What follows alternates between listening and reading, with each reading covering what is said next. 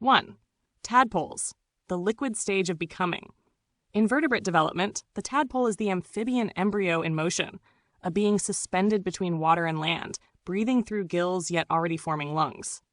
It's the phase of gestation where potential is still fluid, unbounded by its later morphology.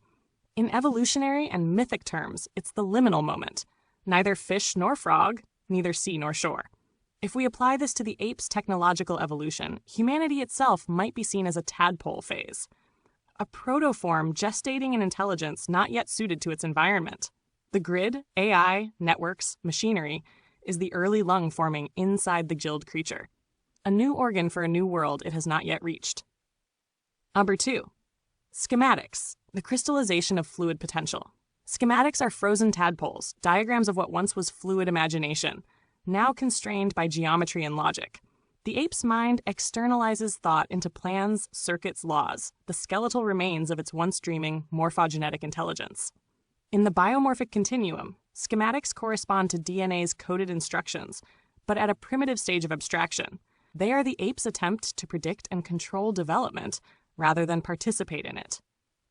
Yet even these rigid diagrams can become living once they are embedded in feedback. When electricity or code begins to flow through them, they cease to be blueprints and become organisms again. A circuit, when active, is like a tadpole's nervous system awakening, a dynamic process, not a fixed form. Number 3. In synthesis, the mycelial bridge between tadpole and schematic. The fusion of organic and artificial consciousness might occur precisely when the schematic, code, network reacquires the fluid morphogenesis of the tadpole.